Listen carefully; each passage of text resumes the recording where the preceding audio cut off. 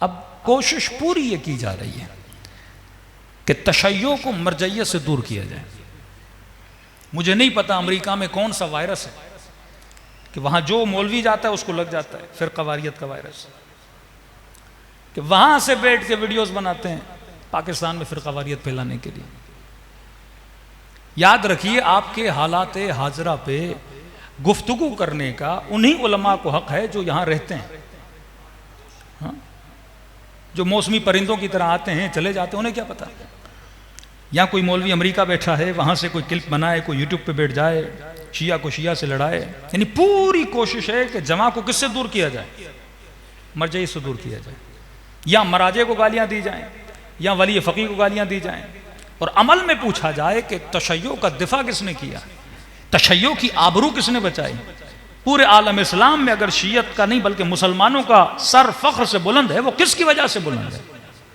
वो इराक में या सैयद सिस्तानी की वजह से बुलंद है, या ईरान में सैयद अली खामनी की वजह से बुलंद है, या लुबनान में सैयद हसन नसरुल्लाह की वजह से बुलंद है, या यमन में सैयद हौसी की वजह से बुलंद है?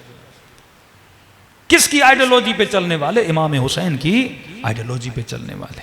इस वक्त जो उम्मत वाहिदा का शुआर लगा है, जब तक मुसलमान उम्मत वाहिदा नहीं बनते, हर वो बंदा जो फिरकावारियत को हवा दे या ऐसी बात करे कि जिसमें शिया सुन्नी लड़ाई हो, ये वक्त लड़ाई का वक्त नहीं है, ये वक्त दुश्मन से मुकाबले का वक्त है। आप सिर्फ नेतन्याहू की तकरीर सुने, अजीब जुमला का उसने तकरीर में, जब वो मुखातब करता है ना, कहता है अय्युहल मुस्लिमून, अय मुसलमानों, फिर कहता है यो शिया, मुसलमानों को शियों से अलग करता है वो। जब वो मुखातब करता है कहता है ए मुसलमानों, फिर कहता है ए शियो। मतलब नेतन्याहू की आइडियोलॉजी में शिया और मुसलमान क्या हैं? अलग हैं। और पाकिस्तान में यही आइडियोलॉजी किसकी है? तकफीरी गुरुओं की, जो काफिर काफिर शिया काफिर के नारे लगाते हैं।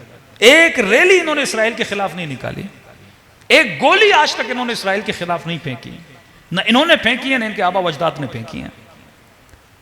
मतलब ये जो आइडियोलॉजी शिया सुन्नी लड़ाने की आइडियोलॉजी, किसकी आइडियोलॉजी है? इसराइल की आइडियोलॉजी है। जब इन्होंने कॉन्फ्रेंस रखी थी दाइश के खिलाफ, उस कॉन्फ्रेंस में एक न्यूज एंकर ने इन पे सवाल किया, भाई आपने कॉन्फ्रेंस रखी है दाइश के खिलाफ, बनाया भी तो आपने, आप दाइश बना के दाइश के खिलाफ कॉन्फ्रेंस रख रहे हो। अमरीकी जहाज आते थे, जहाजों से असलहा फेंक के जाते थे इन लोगों के लिए। एक एक सिपाही जो दाइश की फौज में होता था, 15,000 डॉलर उसकी मंथली तनख्वाह होती थी। हर काम इन्होंने किया ताकि इस्लाम का नाम बदनाम हो और जितनी भी शिया कुव्वतें या ताकतें थी उन पर कब्जा किया जाए। लेकिन पूरे इराक को बचाया तो आपकी मरजइयत ने बचाया। आज इसराइल से आंखों में आंखें मिला के हम बात कर सकते हैं तो विलायत फ़क़ीह की वजह से। ये ज़माना शऊर का ज़माना है मेरे अज़ीज़। किसी ने कहा मौलाना बड़े इख्तलाफात शियों के अंदर बढ़ रहे, मैंने कहा नहीं, आखिरी ज़माना है। आखिरी ज़माने का मतलब मैं मिसाल देता हूँ, छानी की तरह है।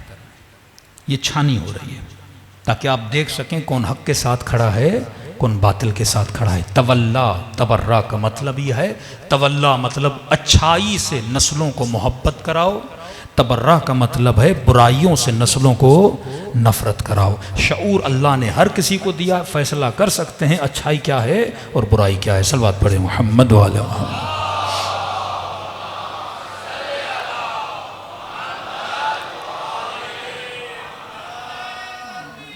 अल्लाह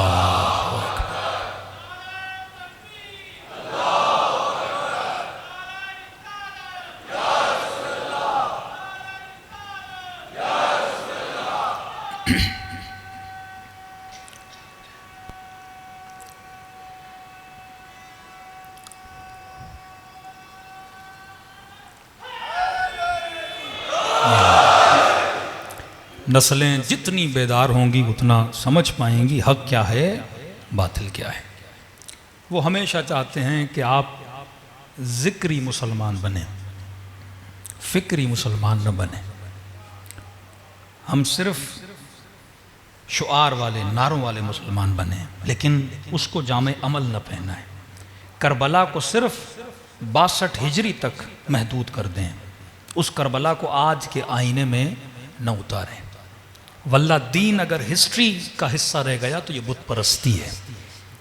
दीन से अगर फिक्र निकल गई ये बुत परस्ती और कुछ भी नहीं। हमारी सारी रसूमात फिर बुत परस्ती बन जाएंगी। अगर उसमें फ़िक्र है, अगर उसमें फ़लसफ़ा है, वो आज के ज़मीर को बेदार करने की सलाहियत रखती है। डेमोक्रेसी का मतलब क्या है कि हाकिम अवाम से डरे। जब अवाम हाकिम से डरने लगती है तो फिर डिक्टेटरशिप हो जाती है। करबला के बाद किसी भी हाकिम ने खुल्लम खुल्ला अहले बैत अलैहिस्सलातु वस्सलाम को शहीद न किया, क्योंकि वो खौफ, वो रौब उनके वजूद में बह चुका था।